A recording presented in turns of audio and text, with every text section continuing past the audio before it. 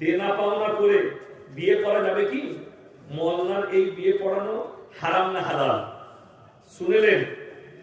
আপনাদের মুর্শিদাবাদে মালদায় ধারে বউ পাওয়া যায়, কথা বুঝতে পারছেন?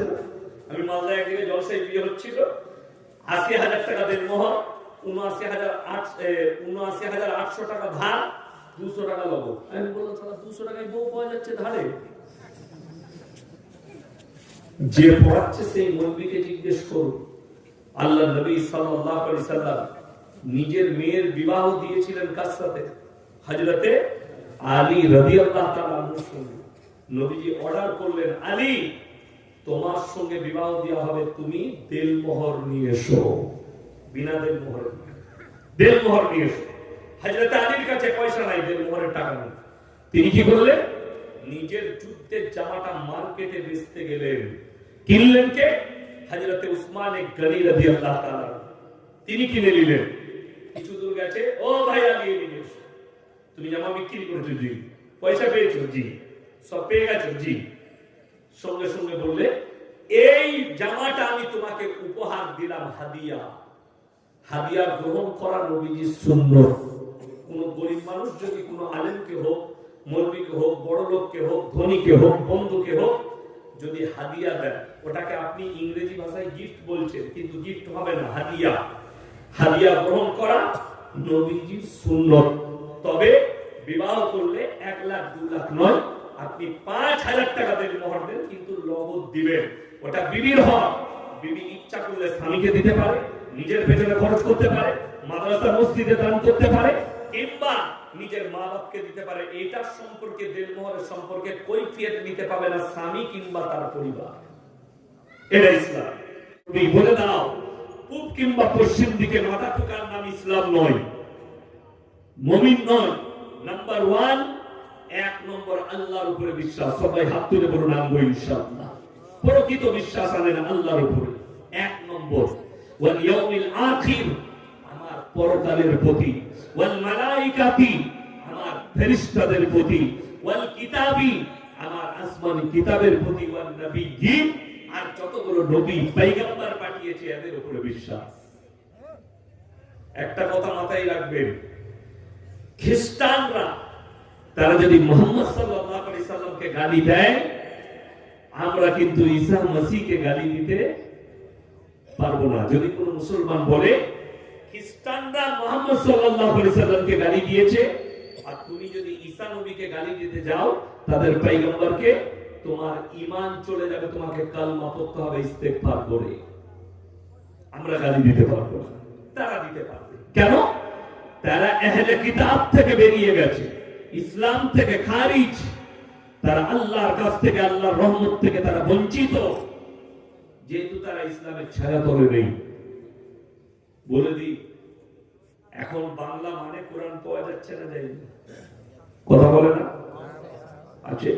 হাত তুলে বলুন তো, এতগুলো লোক বসে আছেন, কার কার বাড়িতে আছে? বেশিরভাগ লোকের বাড়িতে নেই। ঠিক বললাম না ভুল বললাম? বেশিরভাগ ২-১০টা লোকের বাড়িতে আছে, যাদের একটু আল্লাহর প্রতি মহব্বত, একটু জানার ইচ্ছা, তারা কিনেছে, বাকি নেই।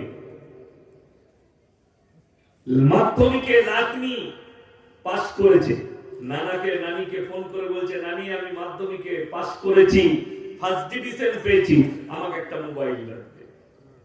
নানির কাছে পয়সা নেই, নানার কাছে পয়সা নেই, কোমরে কাপড় গুঁজে নানি বেরিয়ে গেল, গ্রুপ লোন লিখে দিয়ে নাতনিকে মোবাইল। ঠিক বললাম না?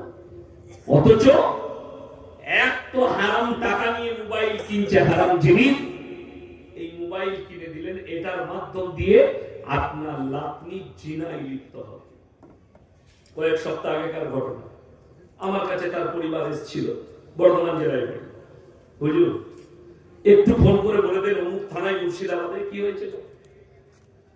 বলে 13 বছরের মেয়ে শখ করে নানা মোবাইল কিনে দিয়েছিল, প্রেম করে পালিয়ে গেছে ছেলের বাপের সাথে। বাস্তব বলছে, এটা মিথ্যা কথা বলবে। কোথায়? মুর্শিদাবাদ। জায়গাটা কোথায় বলবো না, যে আমাকে মুর্শিদাবাদে জলসা করতে হবে, কথা বলতে পারেন, ওই জন্য জায়গা বলবো না, রেকর্ডিং হচ্ছে।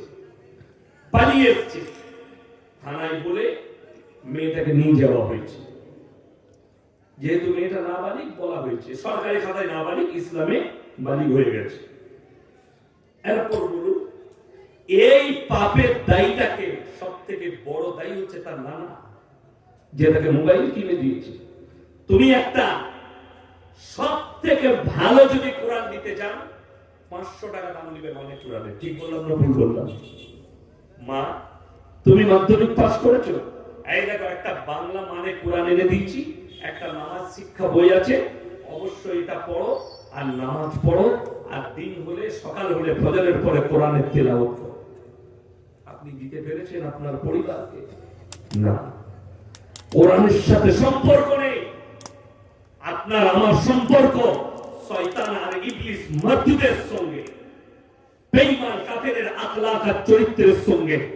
আজকে গোটা মুসলিম জাতিকে বেঈমান কাফেররা নিজের চরিত্র আর আখলাক দিয়ে ঢেকে দিয়েছে। মুর্শিদাবাদ, মালদায়, দিনাজপুরে, নদিয়ায় পরিবর্তন হয়েছে খালি জলসা। আগে যাত্রা পালা হতো, ফাংশন হতো। ঠিক বললাম না ভুল বললাম? মানুষ সারা সারা রাত যাত্রা দেখতো, এখন আর যাত্রা পালা হয় না। সারা সারা রাত ফাংশন হতো, বুগি বুগি ড্যান্স হতো, ওগুলো উঠে গেছে। এখনকার ছেলেরা বলে আমরা নামাজি হয়েছি, দিনদার, কি করব? বলে জলসা করব। করছে জলসা, কিন্তু হারাম কাজ বাদ দেয় নাই। জলসা করছে, জলসার সাথে সাথে একটা করে মেলা বসাচ্ছে, মানে জিনার রাস্তা খুলে রাখবে। গোটা পৃথিবীর পীরকে আর মৌলবীকে এক কাছে করে দোয়া করলো, তোমার জলসা কবুল হবে না আল্লাহর কাছে। মারিফত ভাই কতগুলো দোয়া দিলে, একজনের দরমা ভর্তি করে দিলে মনে হয় মুরগিটা আমি শুনছি না, তাই না? একজন মাকে দোয়া দিলে মুরগি না ডিম দিয়েছে। যাই হোক, আল্লাহ বরকত দে। এই দোয়া আমাদের আর কাজে লাগবে না মুরগিদের। কেন? যদি সেই জায়গায় হারাম কাজ হয়, আল্লাহ বিরোধী, রাসূল বিরোধী কাজ হয়। আজকে জলসাটাকে ফ্যাশন বানিয়েছে, সেখানে মেলা দিচ্ছে, অবাধে আমাদের ছেলে মেয়েরা সেখানে একসাথে মিলামিশা করে ঘুরে বেড়াচ্ছে। অথচ কোরআনে আছে সূরা ইউসুফে, ইন্নাশ শাইতানা লিল ইনসানি আদুউম মুবিন, শয়তান মানুষের প্রকাশ্য দুশমন। আজকে সমাজ এই জায়গায় পৌঁছালো কেন? এ আমার যুবকরা, অন্যান্য গ্রামের ভাইরাও আছে, জলসা করছেন, আপনি বক্তা সিলেক্ট করেছেন। জলসাটা কি করে ইসলামী তরিকায় হয়, হারাম কাজ থেকে বাঁচতে পারি, এটার জন্য ইমামকে পরামর্শ দেন, গ্রামের আলেম থাকলে তাদেরকে দেন, এলাকার মৌলবীদিকে দেন, যে আমার গ্রামে একটা জলসা দেবো মনে করছি, আপনাদিকে পরিচালনা করতে হবে। জলসাটা কিভাবে করলে ইসলামী তর তরিকার মধ্যে হবে। আজকে তো বক্তা সিলেক্ট হচ্ছে কারা? যুবক ছেলেরা। ফেসবুকে দেখেছে, আরে ফেসবুকের মৌলবী গাদা আছে, বক্তা ফেসবুকের গাদা পাবে, কিন্তু সে নিজেও জানে না সে বোধহয় পড়াশোনা করেছে, সে নিজেও জানে না সে যেটা বলছে সেটার মধ্যে তার কতটা ইলম আর গভীরতা আছে। যেহেতু সে তো কিতাব ঘেটে হয় না, মুখস্থ করে হয়ে গেছে, মোবাইল থেকে হয়েছে। আমি মাসখানেক আগে হুগলি ডিস্ট্রিক্টে এক জায়গায় জলসা করছি, 24 পরগনা থেকে একজন এসেছিলেন, আমার থেকে অনেক বয়সে ছোট, তো ওই 25-26 বছর বয়স হবে, আর আমার 38 প্লাস। তো সেই স্টেজে বায়ান করছে, আমার আগে, আমি লাস্টে যাব, সুর দিয়ে বায়ান করছে, এত সুর দিচ্ছে।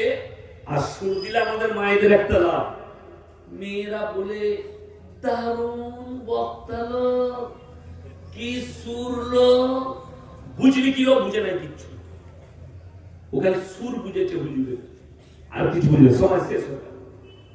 বয়ান করছে, এমন একটা বেহুরমতি কথা বলেছে যেটাতে মারাত্মক শিরক, আল্লাহ রাসূলকে তহমত।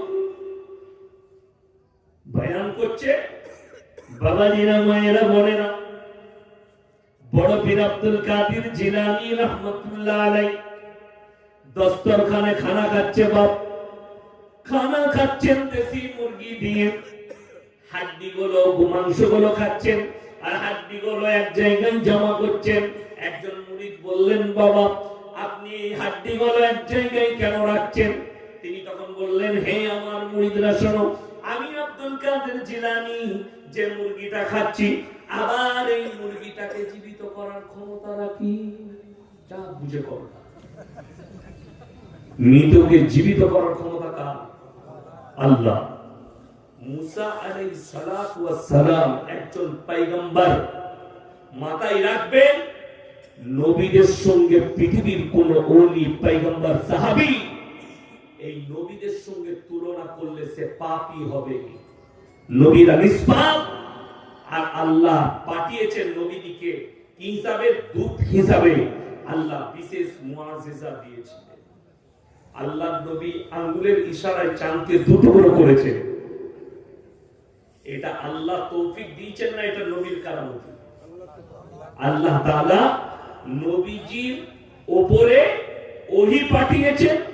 নবীজিকে আল্লাহ তাআলা এই নিয়ামতটা দিয়েছিলেন, তুমি মানুষ যাতে তোমাকে রাসূল হিসাবে বিশ্বাস করে, আঙ্গুলের ইশারায় চাঁদকে দুটুকরো করো।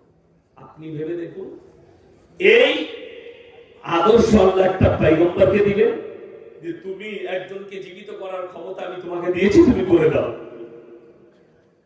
কিন্তু এইটা নিয়ে গিয়ে বড় পীর আব্দুল কাদের জিলানী রাহমাতুল্লাহ আলাইহির নামে জুড়ে দিলাম। আমি স্টেজে গেলাম, আমরা কোথায় বাড়ি তোমার? বলে কোথায় মৌলবি পড়েছে? একটা মাদ্রাসায় কিছুদিন পড়েছি। আমরা পেলে কোথায় তুমি এটা?